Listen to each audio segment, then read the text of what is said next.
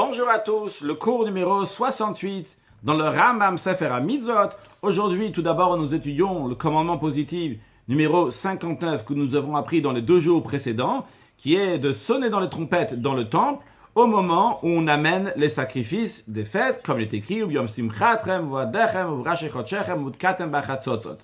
le verset qui nous dit que lorsque ça va être les jours de fête, on va sonner dans les trompettes. Donc ça, c'est la première partie du Sefer HaMitzvot du Rambam aujourd'hui. Puis, vu que notre étude du Rambam quotidienne dans le Sefer HaMitzvot est basée sur les 3 chapitres qui sont étudiés tous les jours, aujourd'hui, nous étudions les lois de Megillah et Chanukah. Donc, on va apprendre les 2 premiers chapitres de Rambam qui parlent de Megillah et Chanukah. En vérité, les 2 premiers chapitres parlent uniquement de la Megillah. Après, le 3 et 4 parleront de Chanukah. Ça, ce sera dans le cours de demain. Et vu que Megillah, c'est lié avec la fête de Purim, et la fête de Purim n'est pas écrite dans la Torah, ça ne fait pas partie des 613 commandements, c'est un commandement que les sages ont instauré. Donc ça ne rentre pas dans le commandement qu'on étudie tous les jours, parce que c'est un commandement des Rabbanan, aussi bien Megillah, aussi bien Chanukah, parce que la fête de Purim a eu lieu dans la période qui est entre le premier temple et le deuxième temple, donc qui était bien après le don de la Torah, et de même la fête de Chanukah a eu lieu au milieu de la période du deuxième temple, qui était aussi bien après le moment du don de la Torah. Donc ça ne fait pas partie des 613 commandements, ça fait partie des commandements des Rabbanan des sages. C'est la raison pour laquelle donc on va prendre tout le texte, le chapitre 1 et 2 de Megillah, que je vous invite à écouter sur ces cours. Peri Rishon Aleph. Kriyat HaMegillah, Bizmana Mizeta Semedei Sofim. La lecture de la Megillah en son temps, c'est un commandement positive des sages, que les sages ont instauré. Vadvarim Yedouim, et l'on sait, chez Itakanat Nevim, ça a été institué par les prophètes. Il s'agit de Chagai Zechaya Malachi, qui faisait partie de ce qu'on appelle les Anshe Knesset Agdola, les gens de la grande assemblée, qui étaient à la fin de la période des 70 ans entre le premier et deuxième temple. Vehakol Chayavim Bikriyata, et tout le monde est astreint à lire à la lecture de la Megillah. Anashim, les hommes, Venashim, les femmes, Vegerim, les convertis, Va'avadim Meshucharim, les serviteurs affranchis. On éduque les enfants à lire la Megillah. C'est tellement important la lecture de la Megillah que même les Kohanim, en plein milieu de leur travail, de leur service dans le temple, ils interrompent leur travail. Ils viennent pour écouter la lecture de la Megillah. De même, on interrompt l'étude de la Torah, les Mika Megillah, pour la lecture de la Megillah. Kalvachom, à plus forte raison, les Sham Mitzvot Shel Torah, que les autres commandements de la Torah sont repoussés. Si déjà l'étude de la Torah qui est tellement important est repoussée, à plus forte raison, les autres commandements, Kulan Nitrin Megillah, ils sont tous repoussés, mis de côté devant la lecture de la Megillah. Lorsque ça arrive la lecture de la Megillah, c'est ce qu'il faut faire maintenant, lire la Megillah. La seule chose devant laquelle la lecture de la Megillah va être repoussée, c'est un mort que personne ne peut l'enterrer, dans ce qu'on appelle un met mitzvah, qu'il n'y a personne qui est, pas qui peut, personne qui est là pour l'enterrer. Que celui qui le rencontre, c'est quelqu'un qui voit ce mort-là, d'abord il s'occupe de l'enterrer, et après il va lire la lecture de la Megillah. Jusqu'à présent, l'expression qu'on a eue, c'est Kriyat HaMegillah, il faut lire la Megillah. Alors, Halacha Bet, le Rambam nous dit, que ce soit celui qui lit la Megillah, que ce soit celui qui entend du lecteur, il est quitte de son obligation d'avoir écouté la Megillah, d'avoir lu la Megillah, même s'il a seulement écouté. Vehu, mais cela est à condition, qu'il a entendu la Megillah de quelqu'un qui a l'obligation, qui a astreint lui-même à la lecture de la Megillah. Les fichas, c'est la raison pour laquelle celui qui a lu la Megillah, c'était un enfant, donc il n'est pas astreint à l'obligation de lire la Megillah, vu qu'on a appris dans la halakha précédente que c'est uniquement, on l'éduque l'enfant à la lecture de la Megillah, mais il n'a pas l'obligation. Au shot, ou bien qu'il a entendu la lecture de la Megillah d'un aliéné qui n'a pas l'obligation de la lecture de la Megillah. Celui qui a entendu d'un enfant ou d'un aliéné, il n'est pas quitte. Halakha Gimel, mitzvah likot et kula. La mitzvah, c'est de lire toute la Megillah entièrement. Ou mitzvah likota balayla ou bayom. La mitzvah, c'est de lire la Megillah la nuit et le jour. Vechol halayla kasha likat halayla. Toute la nuit convient pour la lecture de la nuit. Vechol hayom kasha likat hayom. Et toute la journée, elle convient pour la lecture du jour. On va avec kodem kriyat balayla shalosh brachot. Il fait la bénédiction, donc avant de lire la nuit, 3 bénédictions. Baruch ata Hashem Elokeinu melech haolam asher qdeshanu b'mitzvot v'tzivyanu al mikra Megillah. Béni sois-tu l'Éternel, notre Dieu, roi de l'univers, que tu nous as sanctifié dans tes commandements, v'tzivanu al mikra Megillah, tu nous as ordonné sur la lecture de la Megillah. Puis deuxième bénédiction, Baruch ata Hashem Elokeinu melech haolam she'asa nisim l'avotinu b'yamim bizman hazeh. Donc il a fait des miracles à nos ancêtres en ces jours, à cette époque. Troisième bénédiction, Baruch ata Hashem Elokeinu melech haolam shechiyanu v'kiyimanu v'gyanu l'izman hazeh, qui nous a fait vivre, subsister et arriver à ce moment-là. Donc c'est ces 3 bénédictions qu'on fait dans la lecture du soir. Puis, Ubayom, le jour, et ne choser au mavar Shechianu. Il ne va pas recommencer la bénédiction de Shechianu le jour, puisqu'il a déjà fait donc pour toute la fête, d'après le Rambam, donc ça suffit de l'avoir fait la nuit. Uma comme Shenagu levarech acharea. Dans l'endroit, il est coutume de faire la bénédiction après la lecture de la Megillah. Quelle bénédiction il va faire? Mevar, la bénédiction sera la suivante. Baruch ata Hashem Elokeinu melech haolam, béni sois-tu Dieu, l'Éternel, notre Dieu, roi de l'univers, auquel le Dieu Harav Drivenu, qui accomplit notre combat, va Dan Adinenu, qui juge notre jugement, va Nokemet Kmatenu, qui prend notre vengeance, va Nifala Mitzarenu, qui nous achète de notre détresse, va Meshalem Mulcholavid Avshenu, qui punit ceux qui haïssent notre âme, Baruch ata Hashem, béni sois-tu l'Éternel, auquel Anifala Moïsa Mikot Sarem, le Dieu qui nous rachète, qui rachète le peuple juif de tous ses ennemis, à quel Moshiach, le Dieu qui nous libère. Halacha Dalet, Ezuzman Kriyata, quel est le moment de la lecture de la Megillah? Quel jour du mois de Hadar on va lire la Megillah?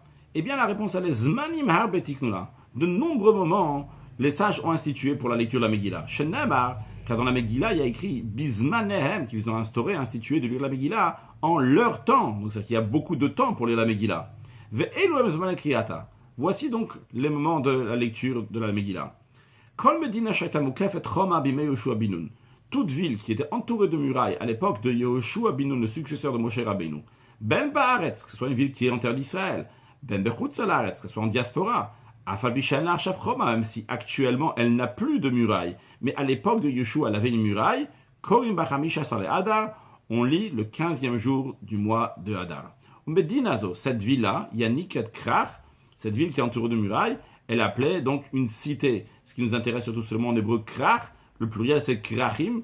Donc un krach, dans les krachim, on lit le 15e jour du mois de Hadar. C'est ce jour-là que nous allons lire la lecture de la Megillah. Par contre, en revanche, toute ville qui n'était pas entourée de murailles à l'époque de Yoshua bin Nun, même si de nos jours, elle a oui une muraille. Korin Ba'arba Asar, on lit le 14e jour du mois de Hadar. Medinazo, cette ville-là, contrairement à la ville précédente qui est entourée de murailles, qui s'appelle un krach, cette ville qui n'est pas entourée de murailles, Yanniket Ir, elle est appelée Ir, ville tout court. Halachahe, Shushanabir, à la ville de Shushan, donc la capitale, donc dans laquelle où s'est passé donc le miracle, avec là-bas siégé Achashverosh, avec Esther, etc. Bien qu'elle n'était pas entourée de murailles à l'époque de Yoshua, qui était avant la fête de Purim. Quand même là-bas on lit le 15e jour du mois de Hadar, chez Ba'yanes, que dans cette ville-là il y avait le miracle. Chez Namar, il y a écrit donc, à propos de cette ville-là que Venoar Bachamisha Sabo, ils se reposèrent le 15e jour du mois de Hadar, c'est-à-dire que dans le monde entier, les Juifs ont fait la guerre le 13e jour du mois de Hadar et le 14e jour ils se sont reposés. Par contre, dans la ville de Shushan, les Juifs ont fait la guerre contre leurs ennemis le 13e jour du mois de Hadar, mais aussi le 14e jour du mois de Hadar. Ils se reposèrent seulement le 15e jour du mois de Hadar, d'où la fête de Purim est fêtée dans la ville de Shushan le 15e jour du mois de Hadar. Non, le Rambam dit pourquoi ils ont fait dépendre si la ville est entourée de murailles depuis l'époque de Yoshua bin Nun? Il fallait dire depuis l'époque où la fête de Purim est arrivée, entre le premier et le deuxième temple. Et la réponse elle est que de l'Achlok Kavod l'Eretz Israël, pour donner honneur à la terre d'Israël, Shaktachareva Baoto Azman, à cette époque-là, elle était détruite. Et vu qu'elle était détruite, il n'y avait pas de muraille à cette époque-là. Donc on considère qu'il y avait des murailles, on regarde les murailles qu'il y avait à l'époque de Yeshua, comme ça, qu'il y a des Shokor, une Kibne Shushan, comme ça, en Eretz Israël, il y aura des villes qui vont lire comme les habitants de Shushan. Et comme ça, ces villes-là, même qu'aujourd'hui, ils n'ont pas de murailles, mais à l'époque de Yeshua, ils avaient une muraille, ils vont être considérés comme les villes entourées de murailles, même que maintenant, ils sont détruites. Oh, il va Yumukaf et Yeshua, vu qu'ils étaient entourés de murailles à l'époque de Yeshua. Et par cela, Veyazikaron, le Eretz Israël ben Nazé, et par cela, il y a un souvenir au miracle de Purim, il y aura aussi en même temps, on inclura le Eretz Israël dans ce miracle. Halachavav, Bnei Akfarim, les villageois, qui se rassemblent à la synagogue, non pas tous les jours de la semaine, mais uniquement le lundi et le jeudi. Tiknu lahem sheyumakdim vekorim yomaknisa, les sages l'ont instauré, institué pour eux, qu'ils vont devancer la lecture au jour de rassemblement. Donc le jour de rassemblement chez eux, c'est le lundi et le jeudi. Keitzad, comment ça? Le Rambam explique. Im chalar ba'asar liot b'shin b'chamishi. Si le jour de Purim, donc la 14e jour du mois de Hadar, tombe un lundi ou un jeudi, ben très bien, korim bayom, ils lisent le jour même, donc lundi ou jeudi qui est 14 Hadar. Par contre, im chal liot b'yom acher chutz m'shin b'chamishi. Si le jour de Purim, le 14e jour du mois de Hadar, tombe un autre jour que lundi et jeudi, magdimin vekorim b'shin b'chamishi, on va devancer la lecture lundi ou jeudi, Hassam Uchlar Ba'asar, qui précède le 14 Adar. Halachazayin, Keitzad, comment ça? Chalar Ba'asar Yod Becha Shabbat. Si le 14e jour du mois de Adar, donc le jour de Purim, tombe un dimanche, Magdim et Vekorim Bachamishi, on avance la lecture au jeudi, donc qui est avant ce dimanche. Shoyom Achadasar, qui est donc le 11e jour du mois de Adar. Chaliat Bashlishi, si Purim tombe un mardi, Korim Basheni, on va lire donc la lecture de la Megillah lundi, Shoyom Shlosha Asar, qui correspond donc au 13e jour du mois de Hadar. Chaliot Barvi, c'est le 14e jour du mois de Hadar, donc de Purim, la fête de Purim tombe un mercredi. Korim Basheni, on va lire donc le lundi, Shoyom Shlem Asar, qui est donc le 12e jour du mois de Hadar. Cholelu Shemakdim ve Korim Kodem Arba Asar. Tout cela, donc, ils avancent la lecture au 14 Hadar. En Korim Otapar Masar, on ne la lit pas avec moins de 10 personnes. Toujours, il faut qu'il y ait 10 personnes pour pouvoir lire en avance. Chet. Halacha chet. Kfar shenichnasim bo b'sheni b'chamishi. Un village dans lequel on ne se rassemble même pas là-bas lundi et jeudi. En korinot alabar. Ah, ça là-bas, on la lira seulement le 14 Hadar. On ne peut pas avancer la lecture si on ne se rassemble pas lundi et jeudi. Ir shem ba'asar batlanim. Une ville dans laquelle il n'y a pas 10 bedeaux, c'est-à-dire des gens qui sont là-bas uniquement. Ils ne travaillent pas avec tout leur rôle, c'est rester à la synagogue, donc pour aider la communauté. Kvouin, qui sont fixes du Beth Knesset à la synagogue, et Tzoketiv pour le besoin de la communauté, s'il n'y a pas ces 10 bedeaux, Asar Batlanim, Arei Kikfar, elle est considérée comme un village. Donc s'il n'y a pas, c'est une ville, mais elle est considérée comme un village s'il n'y a pas ces 10 bedeaux, et donc, au Magdim Vekorim Yamaknisa, et donc on va devancer la lecture au jour de rassemblement, au lundi au jeudi. Non, Veimen Bahir Asar Bnei Adam, si dans cette ville-là, il n'y a même pas 10 personnes, il n'y a pas 10 hommes qui sont là-bas. Takanato kalkalato. Sa takana, ce qui est arrangé ici, ce qu'on a arrangé pour elle, qu'on lui avait dit, tu sais quoi? C'est pas dans cette takana qu'on dit maintenant que cette ville-là, elle va être considérée comme une grande ville, donc on va dire le 14. Eh bien, ça découle de la kalkala, ça découle de son dommage qu'il n'y a pas 10 personnes là-bas. Et c'est la raison pour laquelle, donc on la considère, on a fait une takana, on l'a instaurée. Donc elle va être comme une grande ville. Et on lira seulement le 14 Hadar. Il y a une autre explication ici sur Takanato Kalkalato. L'arrangement, c'est son dommage. J'ai choisi une des explications d'après le Kesef Mishneh. Halachatet, Babel Varim Amorim, Shemakdim Vekorim Beyom Knisa. Donc, quel cas s'applique qu'on avance la lecture au jour de rassemblement. Bisman Sheshlem Lisan Malchut, c'est lorsque le peuple juif a un roi. Aval Bisman Azeb de nos jours, En Korim Bisman de nos jours, on la lit seulement en son temps. Qu'est-ce que ça veut dire en son temps? Yom Arba Asar, Yom Chamisha Asar, le 14 ou le 15. C'est-à-dire, Bnei Kfarim, Bnei Ayarot, les habitants d'un village, les habitants d'une ville, Korim Arba Asar. Ils lisent le 14 Hadar, ou Bnei Krakin. Et ceux qui habitent dans les villes entourées de murailles, Korim Chamisha Asar, eux ils lisent la Megillah le 15 Hadar. Halach Hayud, Ben Irsh Alach Likar. Un résident d'une ville qui est parti dans une ville qui est entourée de murailles. Donc la question, quand est-ce que lui va faire Purim? Lui, c'est un habitant d'une ville ordinaire, on fait le 14 Hadar, la lecture de la Megillah, mais il est parti dans une ville dans laquelle on va faire le 15 Hadar. Ou Ben Karsh Alachlir, et un habitant d'une ville entourée de murailles qui est parti dans une ville qui n'a pas de murailles. Donc c'est quelqu'un qui est dans une ville qu'à la base on va lire le 15, mais lui, il est parti dans une ville dont on va lire le 14. Alors, comment on se décide quand est-ce que lui va lire le 14 ou le 15? Eh bien, ça dépend de sa pensée, d'après le Rambam. Si son intention, lui, était, lorsqu'il est parti de chez lui, il avait l'intention de repartir à sa place dans sa ville au moment de la lecture. Donc lui, il avait l'intention de repartir chez lui, donc il va lire comme chez lui. Si c'était quelqu'un qui habitait dans une ville et il est parti dans une ville entourée de murailles, eh bien, il avait l'intention de repartir chez lui, lire le 15. Ou bien l'inverse, si c'était quelqu'un qui habitait dans une ville entourée de murailles, il est parti dans une ville, il avait l'intention de repartir chez lui pour lire le 15. Veni takev. Et il a eu un empêchement, velo chazar, et il n'est pas reparti. Eh bien, korek comment, à l'endroit où il est, même si dans une ville qui n'est pas entourée de murailles, il ira le 15. Et à l'inverse aussi, si dans une ville, c'est quelqu'un donc, qui vient d'une ville qui n'est pas entourée de murailles, et il est parti donc dans une ville qui est entourée de murailles, quand même, lui, il va lire le 14, comme l'endroit où lui, il habite, où il avait l'intention d'y être chez lui. S'il avait l'intention de repartir seulement après le moment de la lecture, d'ailleurs, quand on dit la lecture, j'aurais dû le lire avant, la lecture de la Megillah, c'est surtout la lecture du jour qu'on doit voir. Quand est-ce qu'il avait l'intention donc d'y aller? Est-ce que c'est la lecture du matin, pas la lecture du soir? C'est ce qui nous intéresse, qu'il a l'intention d'être dans sa ville le matin du 14 ou du 15, en fonction si c'est quelqu'un d'une ville ou bien d'une ville entourée de murailles. Donc reprenons sur le texte, s'il avait l'intention de repartir dans sa ville uniquement après le moment de la lecture de la ville dans laquelle il se trouvait, dans ces cas-là, Koriman Shama comme Shosham, il ira avec les gens de la ville qui sont là-bas. Ukrach, le Rambam nous dit encore un point.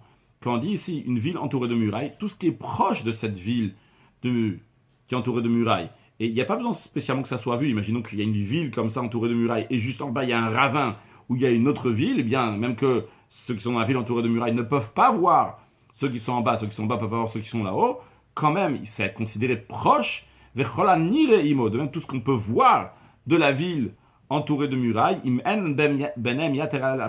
pas plus que 2000 coudées qui représentent environ 1 km, eh bien, les endroits qui sont proches, les endroits qui sont vus sur 1 km, à Rezekikrar, ils sont considérés comme la ville entourée de murailles, avec Korin Bachamisha Asar, et nous lisons donc le 15e jour du mois de Hadar, la Megillah, là-bas. Halach Hayudalef, Irshei Safek, une ville que c'est un doute. Ça veut dire un doute. On ne sait pas si elle était entourée de murailles à l'époque de Yeshua Binoun, ou bien seulement après elle a été entourée de murailles. Eh bien, Korim Bishna Yamim, là-bas on lit les 2 jours. Shem Arba Asar, Vachamisha Asar. Le 14 Adar et le 15 Adar aussi. Et Ubelelen, et leur nuit aussi, la nuit du 14 et la nuit du 15. Par contre, la bénédiction sur la Megillah, on la fera uniquement le 14 Adar. Puisque c'est le moment de la lecture à la majorité des endroits dans le monde. Imaginons donc que la communauté elle a fait ce qu'il fallait, elle a lu la Megillah donc dans le mois de Hadar. Mais comme vous le savez, des fois le tribunal rajoutait encore un mois de Hadar. Quand on rend une année embolismique, on rajoute encore un mois dans l'année, un 13e mois, c'est le mois de Hadar qu'on rajoute. Et ce qui s'est passé ici, le tribunal, uniquement après Pourim, ils ont dit on rajoute encore un Hadar cette année. Alors, est-ce qu'on doit relire ou c'est bon, on a déjà lu? Eh bien, la réponse elle est on doit relire le 2e mois de Hadar, Bismana, en son temps, le 14e jour du mois de Hadar Sheni. Parce que ça doit toujours être le Hadar qui est proche de Nissan. Et là, c'était un Hadar, tu as lu, mais vu qu'il y a un 2e Hadar, donc le Hadar dans lequel tu as lu, c'est pas celui qui est proche du mois de Nissan, dans lequel il y a eu la fête de Pessah. On ne lit pas la Megillah Shabbat. Si Purim tombe Shabbat, on ne peut pas lire la Megillah ce jour-là. Gzera, les sages ont décrété, Shema Itlen, Abeyado, de peur qu'il va prendre le rouleau de la Megillah. Il va aller chez quelqu'un qui est compétent, qui sait la lire. Il va faire passer 4 coudées dans le domaine public, ce qui est un interdit. On n'a pas le droit de porter quelque chose dans le domaine public. 4 coudées. Shakol chayav, quel est le problème? Parce que Shakol chayav bikiyata, tout le monde doit lire la Megillah. Ve'enakol bekim bikiyata. Par contre, pas tout le monde sait lire la Megillah. Et donc, il va aller chez quelqu'un pour qu'il va lui lire. Il va porter pendant Shabbat, il va faire transgresser ce que la Torah dit de porter dans le domaine public. C'est la raison pour laquelle ils ont dit, quand ça tombe Shabbat, on ne lit pas la Megillah. Alors, quand est-ce qu'on lit la Megillah cette année? Les fichas, c'est pour cela. Si le jour de la lecture, le moment de la lecture, c'est Shabbat, on devance, on la lit avant le Shabbat. Et qu'est-ce qu'on fait ce Shabbat pour marquer que c'est Purim? On demande, on s'interroge, on interprète, on discute des lois de Purim ce Shabbat-là, que les Haskeshu Purim, pour rappeler que ce Shabbat, c'est Purim, bien que nous avons lu la Megillah le jour d'avant le vendredi. Halacha Yuddalet, comme le Ram nous explique, Keitzad, Yom Arba Shechal Yod Shabbat, si le 14 Adar tombe un Shabbat. Bnei Ayarot Magdim Vekorim Be'erev Shabbat. Les villageois lisent la veille de Shabbat. Bnei Kreachim Korim Izman Be'erev Shabbat. Et ceux qui sont dans les habitants d'une ville entourée de murailles, ils vont lire, c'est en leur temps, le dimanche, vu que ce sera dimanche, ce sera le 15. Maintenant, Chayom Chamisha Sal Yod Shabbat, si le 15e jour du Hadar tombe un Shabbat, Bnei Kreachim Magdim Vekorim Be'erev Shabbat. C'est les gens qui sont dans une ville entourée de murailles, ses habitants vont lire le vendredi, Shoyom Arba Asar, qui est le 14, ou Bnei Ayarot Korim Bo Bayom, et les habitants de ville aussi vont lire le jour même, vu que c'est le 14, Shuzmanam, c'est leur moment, Korim Arba Asar. Donc tous, ils lisent le Arba Asar. Au début du chapitre, on a juste un petit mot de Chassidut. Au début du chapitre, on a vu que Mevatlim, on annule, on interrompt l'étude de la Torah pour la lecture de la Megillah. Est-ce qu'on a eu la question, qu'est-ce que ça veut dire on annule l'étude de la Torah pour la Megillah. La Megillah, c'est pas de la Torah. La Megillah aussi, c'est une lecture. C'est la Torah. Alors, qu'est-ce que ça veut dire qu'on annule? Alors, c'est expliqué que Mevatlim, quand tu annules, c'est à combien, pas seulement en quantité, il y a aussi la qualité. Lorsque tu es en train d'étudier la Torah, tu es en train de mettre toute ta tête dans l'étude, tu es en train d'approfondir sur quelque chose, eh bien, à ce moment-là, ta tête, elle est à 100% dans quelque chose. Par contre, en train de lire la Megillah, tu peux en train de te lire une histoire, en train de lire, en tous les cas, pas mettre entièrement ta tête. Il n'y a pas le temps d'approfondir non plus. Il y a le lecteur qui est en train de lire, il faut avancer, il faut suivre. Donc ta tête, elle n'est pas à 100%. Et ça, c'est aussi un bitul Torah. Ça aussi, c'est une annulation de l'étude de la Torah. J'interromps l'étude de la Torah en quantité, en qualité. En quantité, ok, j'ai l'heure d'étude, là j'ai l'heure de lecture de la Megillah, mais en qualité, tu as annulé, tu as interrompu ton étude parce que tu avais plus d'approfondissement. Maintenant, tu as moins d'approfondissement. Donc voilà l'importance qu'il faut donner à chaque instant. Déjà, à chaque instant, il doit être rempli, quoi qu'il arrive. Yamim, Yutsu, Dieu, il donne des instants, il donne du temps dans la vie. Chaque instant de la vie doit être rempli à 100%. Il ne faut pas perdre de temps. Ce temps, il ne peut jamais revenir. De l'argent, ça t'as pas aujourd'hui, ça va revenir demain. Tu le perds aujourd'hui, ça va revenir demain. Mais du temps, ça peut jamais revenir. Comme ça, il est écrit, comme ça, c'est dit. Donc le temps, il est super important. Et chaque instant doit être là pour faire notre mission dans le monde. Et un maximum de temps qu'on peut étudier la Torah, il faut étudier la Torah. Ça, c'est un. Mais encore plus que ça. Pas seulement qu'il faut prendre chaque instant pour étudier la Torah, mais chaque instant doit être pris pour mettre toute la tête, toutes ses forces, aussi en qualité de s'approfondir, de mettre un maximum dans l'étude de la Torah, et avec l'aide de Dieu, Dieu va faire qu'on aura une nouvelle dimension de Torah, encore plus profonde que ce qu'on a aujourd'hui, comme il est écrit, Torah Chadash Amitite, c'est une nouvelle dimension de Torah va sortir avec la venue de Mashiach Be'ezrat Hashem. Hilchot Megillah veChanukah, Perek Sheni. Hakoret HaMegillah levafea, celui qui lit la Megillah en désordre, lo yatsa, il n'est pas quitte. Kara, s'il a lu, veshachar pasuk echad, il a oublié un verset. Vekara pasuk sheni leo, il a lu le verset qui est juste après. Vechaza vekara pasuk sheshachar, et après, il s'est rattrapé pour relire le verset qu'il avait oublié. Vechaza vekara pasuk shlishi, il a continué de lire le troisième verset, un verset qui est après, lo yatsa, il n'est pas quitte. C'est un autre mot, qu'est-ce qu'il a fait? Imaginons, il y a verset numéro 1, il a lu. Verset numéro 2, il a sauté. Il a lu verset numéro 3. Et après, il dit, j'ai oublié verset numéro 2. Donc, il est revenu pour lire le 2. Et après, il a continué le verset numéro 4. Il n'est pas quitte, parce qu'il a lu la Megillah en désordre. Parce qu'il a lu un verset en désordre. Et la Keitzados, c'est comment il fait s'il a sauté un verset. Matr, il repart depuis le deuxième verset, celui qu'il avait ou qu'il a oublié de lire. Il continue dans l'ordre. S'il avait, dans l'exemple qu'on a donné, il a oublié le verset numéro 2, eh bien, il ne peut pas lire verset numéro 2 et continuer verset numéro 4. Il doit lire numéro 2, 3, 4, etc. Bête, encore un exemple de ne pas lire la Megillah en désordre. Matzatzibur shekaru chetia. Il a trouvé une communauté qui a déjà lu la moitié de la Megillah. Lo yomar, il ne faut pas dire Eka chetia acharon matzibur. Je vais lire la dernière moitié avec la communauté. Ve'erzo ve'ekra chetia rishon. Et après, je vais rattraper, je vais lire la première moitié. Pourquoi? Chez Zekor et le Mafea. Parce que ça aussi, c'est lire donc en désordre. El Akor Mitrila Ve'atsof ala Seder. Il faut lire chapitre 1, 2, 3, 4, 5 jusqu'au 10e chapitre, donc tout dans l'ordre. Kara, si. Maintenant il a lu. Veshameat, il a attendu un peu. Vechaza Vekara, après il a encore continué. Il a fait une pause. Afal Picheshak et de Ligmorat Kula. Même si sa pause qui s'est arrêtée, il avait le temps de finir toute la Megillah, donc c'est un long arrêt. Eh bien, quand même, Oil Vekara la Seder, vu qu'il a lu en ordre, Yatsa il est quitte. Halacha Gimel, Akoret a Megillah alpe. Celui qui lit la Megillah oralement, donc sans le texte devant lui, le Yatsa de Chovato, il n'est pas quitte. Aloes Shamet a Megillah Aktuva B'Lishon HaKodesh. Celui qui parle une autre langue, qui a écouté la Megillah, qui est écrit, on va dire en hébreu, au Birtava Kodesh, avec une écriture qui est en hébreu. Donc il a le parchemin, parce qu'il faut lire sur un parchemin, pas sur du papier évidemment. Donc il a le parchemin en hébreu. Aval Bishene Yodea Mem Omrim. Il ne sait pas lui ce qu'il dit. Lui il entend la Megillah, que les autres ont lu en hébreu, mais lui il ne comprend rien. Yatzei Dechovato, comme une équite. Vechen de même. Imaït Aktuva Yevanit, c'est écrit en grec. La langue grecque, dont elle était accueillie, pris par les sages, et la Torah elle était traduite en grec. Donc si elle est écrite, la Megillah en grec, Ushma, et il a entendu, Yatsa il est quitte, Afal Pishenu Makir. Même s'il ne comprend pas, va filo Yashomer Ivri. Même celui qui écoute, c'est un hébreu, donc il parle le Lashon Kodesh. L'hébreu, il a entendu le grec, il est quitte. Donc en d'autres mots, on peut entendre aussi bien en hébreu, aussi bien en grec, même si on ne comprend pas. Donc, d'après le Rambam, aujourd'hui, on comprend. En grec, c'est plus bon. Dalet, Haitak Tuva Targum.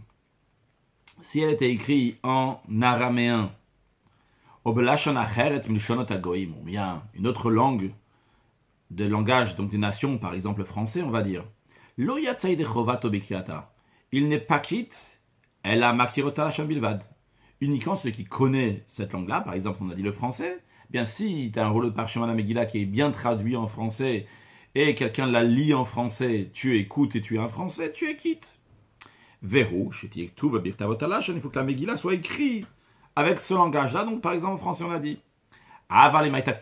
Ivri. S'il est écrit, le parchemin en lui-même est écrit en hébreu. Ou Kra Arami Kla Arami. Moi, je la lis pour un araméen, donc je traduis au fur et à mesure ce qui est écrit en hébreu sur le texte, je la traduis en araméen pour l'araméen. Lo Yatsa, il n'est pas quitte. Pourquoi? Parce que j'ai lu oralement, je n'ai pas lu ce qu'il y avait écrit sur le texte écrit de l'hébreu. Vu que celui qui a lu du parchemin, il n'est pas quitte, parce qu'il n'a pas lu ce qu'il y avait écrit là-bas, c'est écrit en hébreu, et lui il a traduit, il a dit en araméen, lo yatsa shomem mimenu, celui qui a entendu, non plus n'est pas quitte. Halachae, hakoret ha-megillah blo kavana, celui qui lit la Megillah sans avoir l'intention de s'acquitter. Lo yatsa, il n'est pas quitte. Ketzat, comment ça? Ayakodva, quelqu'un était en train d'écrire une Megillah. Donc, quand il est en train d'écrire une Megillah ici, il a une Megillah kasher, c'est une Megillah qui est valide, sur lequel il y a déjà écrit toute la Megillah dessus. Et lui, il a un nouveau parchemin ici. Sur ce parchemin-là, il écrit ce qu'il a écrit sur l'autre parchemin. Ou bien en Dorsha, ou bien imaginons qu'il est en train d'interpréter les versets de la Megillah qu'il a devant lui, au Magia, il est en train de la corriger. Eh bien, im kiven libo latzat bikri azo yatsa. Si il a eu l'intention de s'acquitter de cette lecture-là, il est quitte. Veim lo kiven libo, s'il n'a pas eu l'intention de s'acquitter, lo yatsa, il n'est pas quitte. Évidemment, il faut qu'il prononce les mots de la Megillah quand il est en train de corriger, d'écrire, etc. Non, car avo mitnam, s'il a lu, il est en train de somnoler. Oh, il veut venir d'un beshena, vu qu'il ne s'est pas endormi, yatsa, il est quitte. Halach avaba medvarim amurim, nokel, car ça s'applique jamais kaven libo biktivata yatsa, que celui qui a l'intention de s'acquitter en écrivant, il est quitte. Beshenit kaven latzet bakriya shekara, basefer shematik mimenu b'shar shokotev. Comme on a dit dans Halachae, il a un parchemin dans lequel il y a toute la Megillah. Il y a un nouveau parchemin sur lequel il est en train de copier la Megillah. Il faut qu'il ait l'intention de s'acquitter de quel parchemin? Non pas du parchemin qu'il est en train d'écrire maintenant, mais du parchemin qui est déjà écrit de A à Z, du début à la fin. S'il a l'intention de s'acquitter avec la nouvelle Megillah qu'il est en train d'écrire, le Yatsa, il n'est pas quitte. Pourquoi? Pour être quitte de la lecture de la Megillah, même quand je lis le début de la Megillah, il faut que cette Megillah, ce parchemin, soit déjà écrit jusqu'à la fin, de A à Z. Par contre, lorsqu'il est en train d'écrire, par exemple le premier paragraphe, mais le 10e n'est pas encore écrit, le 2e, etc. n'est pas encore écrit. Alors, même s'il est en train de lire ce qu'il est en train d'écrire maintenant, mais il est en train de lire une Megillah qui n'est pas entière, donc ce n'est pas kasher. Halacha Zayin, akoret Megillah, celui qui lit la Megillah, veta bikriyata, il a fait une erreur lorsqu'il a lu veka kriya beshubeshet, il a lu une lecture qui est incorrecte, yatsa, il les quitte.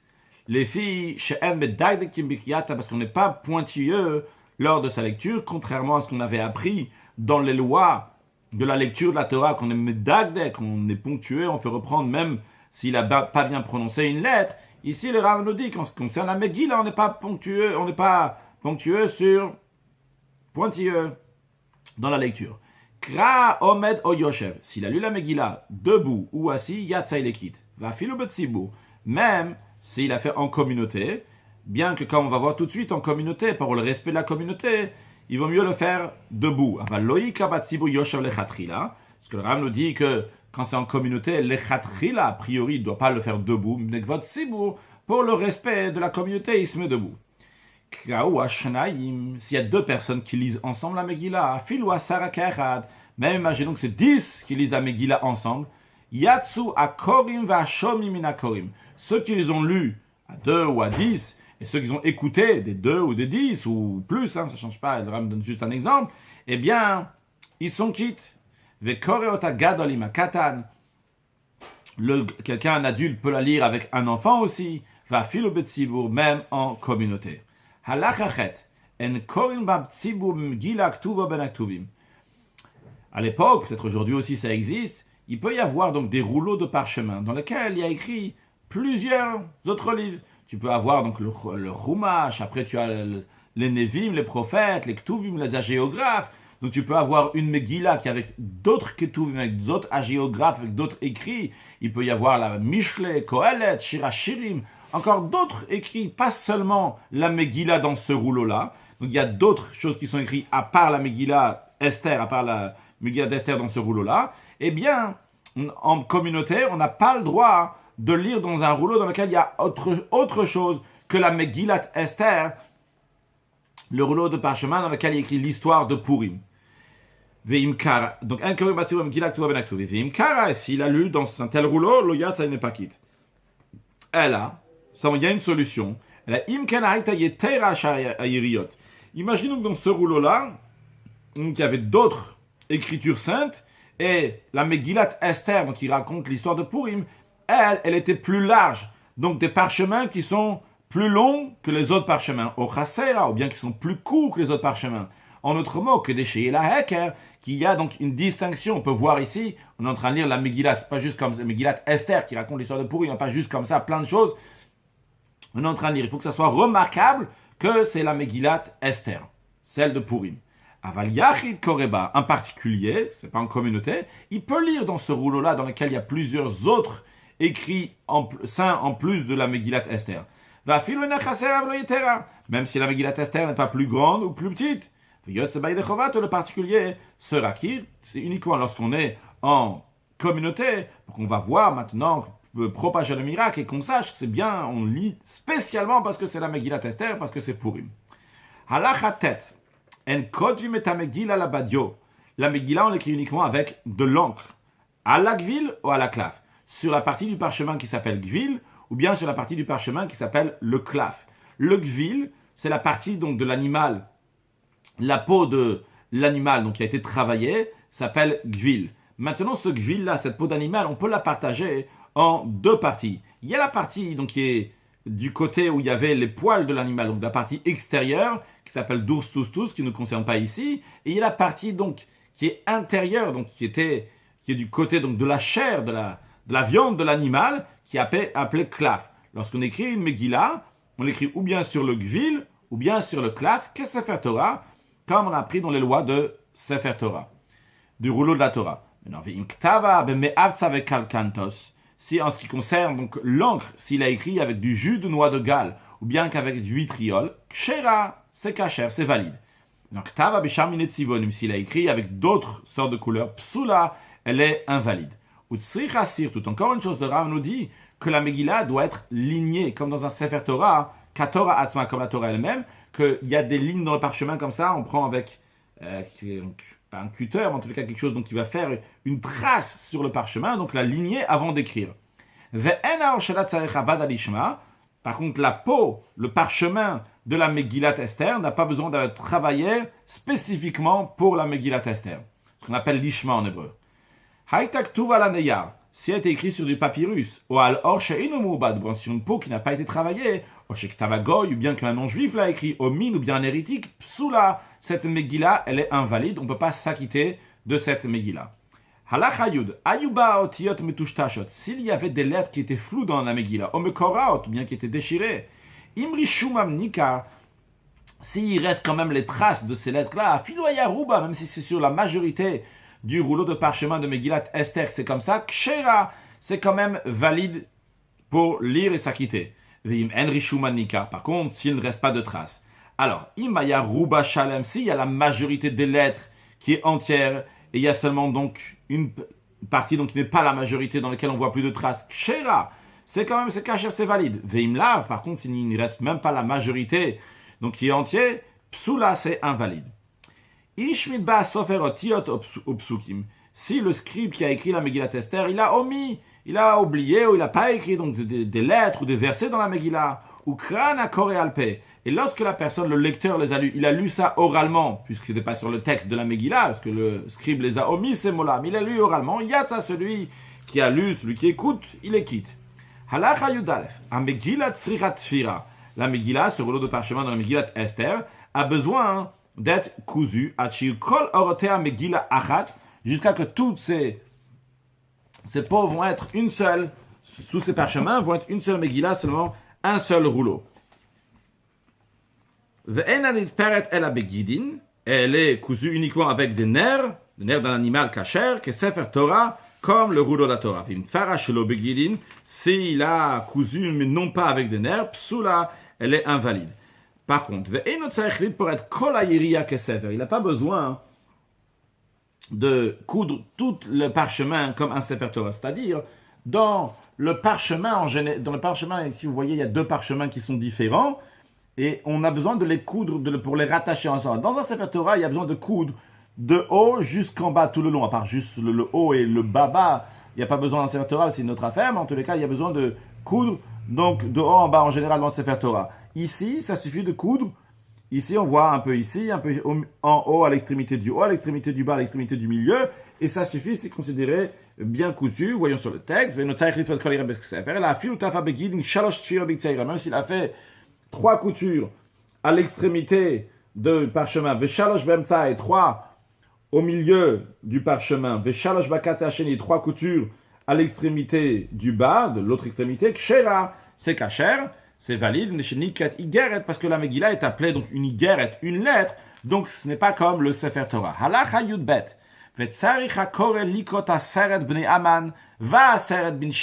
celui qui lit, le lecteur doit lire, quand il dit les 10 fils de Haman qui ont été pendus, il doit lire le mot Aseret, qui veut dire 10, avec tout le nom des enfants de Haman, en un seul souffle.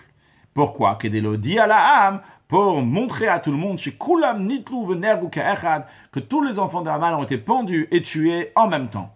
Au Minakol Israël, encore une chose, le Ram nous dit qu'il est l'usage de tous les juifs, que celui qui lit la Megillah, Koré, il lit comment? Ou Pochet Geret, il étend la Megillah en la dépliant comme une lettre. Donc il ne la laisse pas en rouleau, il la déplie comme une lettre. Ou chez Yigmor, lorsqu'il a fini la lecture de la Megillah, après, il va la rouler à nouveau, ou Mevarer, et il fera la bénédiction. Donc on fait après la Megillah, comme on a appris dans le chapitre précédent.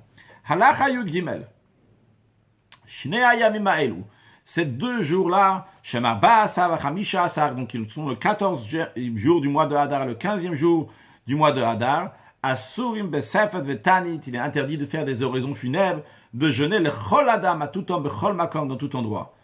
Quand on dit à tout homme dans tout endroit, c'est-à-dire Ben Livnet Krakim, que ce soit pour les gens qui habitent dans une ville qui est entourée de murailles, Shem Osim Chamisha Sabilvad, que eux ils fêtent la fête de Purim uniquement le 15e jour du mois de Hadar. Ben Livne Ayarod, que ce soit pour les habitants d'une ville, Shem Osim Arba Asar Bilvad, que eux, ils fêtent uniquement le 14e jour du mois de Hadar. Les deux n'ont pas le droit de faire des oraisons funèbres et de jeûner le 14 et le 15 Hadar. Encore une chose, le Ram nous dit, dans les années embolismiques, dans lesquelles il y a 2 Hadar, bien que la fête de Purim va être fêtée uniquement le 2e Hadar, mais quand même, le premier Hadar, le 14e jour du premier Hadar, le 15e jour du premier Hadar, on n'a pas le droit de faire d'oraison funèbre et de jeûne. Encore une chose,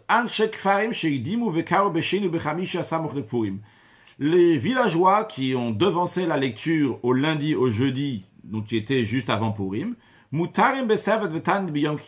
jour qu'ils ont lu, donc qui n'est pas le 14, qui n'est pas le 14 Hadar, ils ont droit de faire des oraisons funèbres un jour de jeûne, le jour de leur lecture à eux.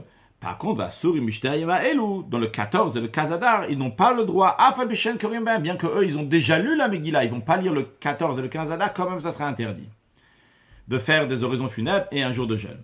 Yudalet, mitzvat yom arba asar livne kfarim vayarot. En ce qui concerne le 14e jour pour les gens qui habitent dans des villages et des jours dans des villes ordinaires, donc qui ne sont pas entourés de murailles, v'yom chamisha asar livne krachim, et le 15e jour, en ce qui concerne donc les gens qui habitent dans une ville entourée de murailles, liotam yemem mishte vesimra. Ces jours-là, la mitzvah, ces jours-là vont être des jours de festin et de joie. Ou mishloach manot lereim, envoyer des mets aux amis, ou matanot lavionim, donner des cadeaux aux pauvres. Ou mutar basiat melacha, on a le droit de travailler le jour de Purim. Ve'afal biken, mais quand même, en raoui lasot ken. Ce n'est pas approuvé, il ne convient pas, lasot bom lacha, pardon, de faire il ne convient pas de travailler le jour de Purim. Amrou chachavim, nos sages ont dit, kol haosem lacha beyom Purim, quiconque travaille le jour de Purim, eino re'esiman bracha, il va pas voir un signe de bénédiction dans le salaire qu'il a gagné ce jour-là par ce travail-là. Bnek farim shekanmu vekaru beshenu bechamishi. Les villageois qui ont devancé leur lecture au lundi, au jeudi, imchil kumaot lavionim biyom kriyatam. S'ils ont déjà donné de l'argent aux pauvres le jour de la lecture lundi et jeudi, qui était avant le 14 Hadar, yatsu, ils sont quittes.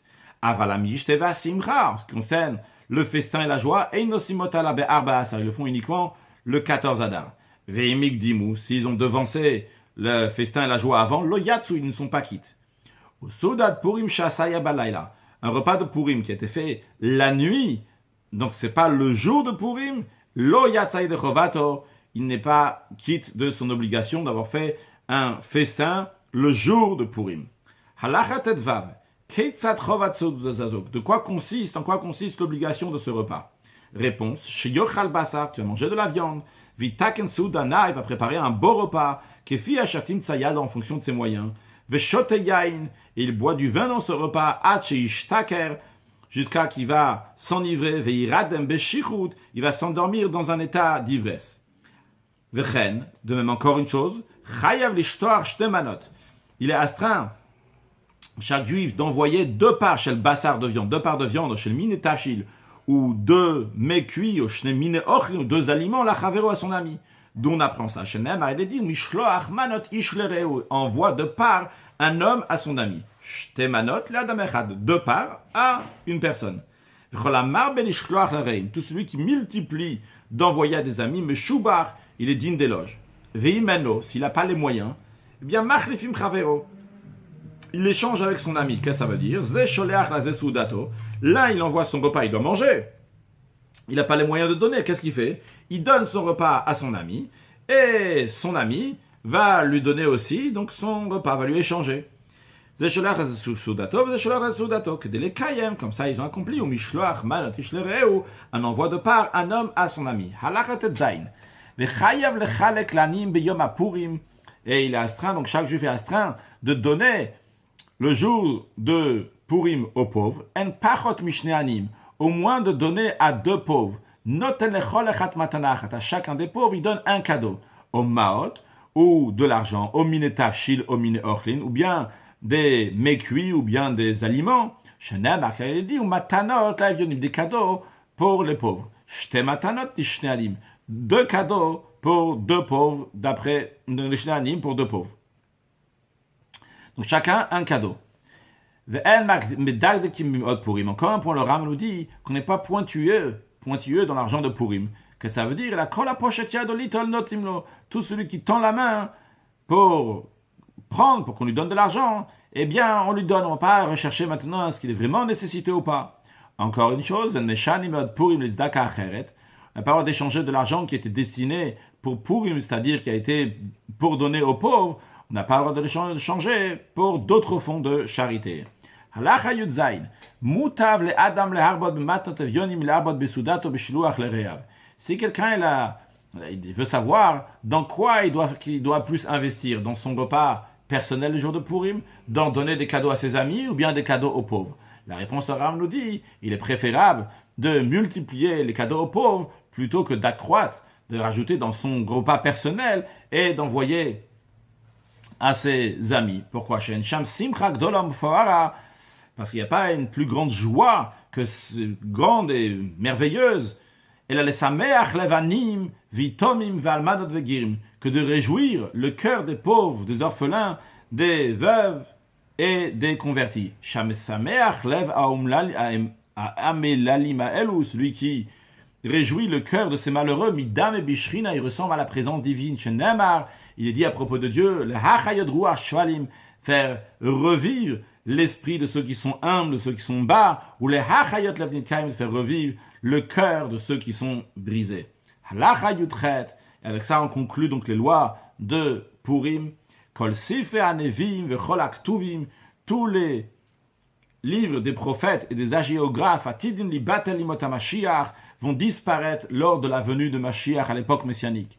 Chutz Megillat Esther, à l'exception du rouleau du parchemin d'Esther, l'histoire de Purim. Hari kayemet kachamisha chumshe Torah. Elle demeura comme les 5 livres de la Torah, avec halachot shel Torah shebe'alpeh, comme les lois de la Torah orale, she'einam betelim le'olam, qui ne disparaîtront jamais.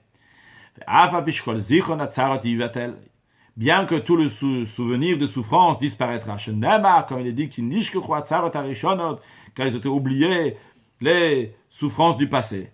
Yemea Purim, lo yivtul. Le jour de Purim vont pas s'annuler. Shenema, car il est dit, vimea Purima ele, ces jours-là de Purim, lo yavru mitoch hayudim, disparaîtront jamais du sein du peuple juif. Vezicham lo yasuf mizaram, et leur souvenir ne disparaîtra pas de leur descendance. Conclure avec un sujet de Chassidut. On vient de voir ici que la fête de Purim, le livre de Purim ne va pas s'annuler. Qu'est-ce que ça veut dire que les autres vont s'annuler? Dans la Chassidut, c'est expliqué, il n'y a rien qui va s'annuler. La Torah, elle est éternelle. Seulement quoi? Lorsqu'il va y avoir un si grand dévoilement divin lorsque Mashiach va venir, que l'essentiel de la venue de Mashiach, c'est mesuré en dévoilement divin. Le grand dévoilement divin, en conséquence de ça, il y aura plein de choses dans le monde. Il y aura un si grand dévoilement divin, et bien que les fêtes, on ne va pas tellement le ressentir, parce que chaque fête, c'est un dévoilement divin. Et lorsqu'il y a une grande lumière comme celle du soleil, il y a une bougie. La bougie, elle existe, juste qu'elle n'est pas remarquable. Donc toutes les fêtes vont pas être remarquables lorsque Mashiach va venir. Mais la fête de Purim va être encore remarquable. Pourquoi la fête de Purim va être remarquable? Parce que cette fête-là, elle a été faite par le peuple juif. Cette fête-là, elle a été faite pendant une époque d'exil. Lorsque le peuple juif n'avait pas le temple, le peuple juif n'avait pas de dévoilement divin, ils étaient en exil. Et le juif a dévoilé son Messirut Nefesh. Comment il est attaché à Dieu, grâce au Mordechai, grâce au Rabbi de la génération, qui a éveillé à tout le monde à l'époque de Purim, la Messirut Nefesh, de se donner totalement à Kadosh Baruch Hu. Et un juif, il doit savoir que ces choses-là, ça c'est les choses qui sont les plus précieuses aux yeux de Dieu. Encore plus que les fêtes que Dieu lui-même a fait, comme Pessah, Shavuot et Sukkot. Ça c'est des fêtes que le juif lui-même il fait par ses propres efforts. Eh bien, ça nous met la conscience que nous aussi, dans notre génération, on fait notre Messirut Nefesh. On éveille donc le fait qu'on se donne entièrement à Hachem. Aujourd'hui, avec des choses qui sont plus ordinaires. En regardant ce qu'il faut regarder, en écoutant ce qu'il faut écouter, en disant ce qu'il faut dire, en mangeant ce qu'il faut manger, etc. Ces choses-là dans lesquelles il nous demande des efforts. Par la force du Rabbi de la génération, que le Rabbi nous donne la force pour se comporter bien comme il faut dans la pensée, dans la parole et l'action. On fait Messirut Nefesh. Ça, c'est ces choses-là qui vont nous amener à la venue de Mashiach. Et à ce moment-là, donc, on aura une joie éternelle. Mashiach now. Excellente journée.